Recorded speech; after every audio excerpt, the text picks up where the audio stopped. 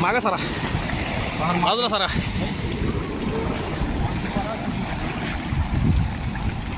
यंदाच्या वर्षी एवढा पाऊस झालेला आहे, हां एवढं पाणी आत्तापर्यंत कधीच आलं नव्हतं. धरणाच्या अलीकडच्या बाजूनं एवढं जोरात पाणी आल्यामुळं हे धरणाचं एवढं मोठं नुकसान झालेलं आहे.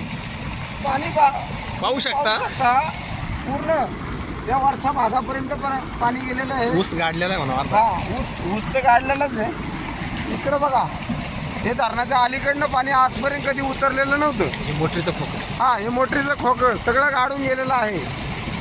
जवळजवळ हे मोठं झाड अर्ध गाडलेलं आहे. वरती हाय टेन्शनच्या लाईन आहेत, थोडंच बाकी राहिले तेच होणार. खूप मोठा पाऊस झालेला आहे यंदाच्या वर्षी. इकडं बघा, धरणावरती पूर्ण जलपर्णी अडकलेली आहे.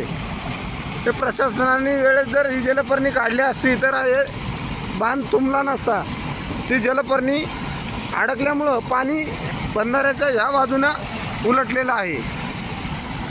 पूर्ण इंद्रायणी दुथडी भरून वाहत आहे. खालुंबरे गावाचं नाव सांग.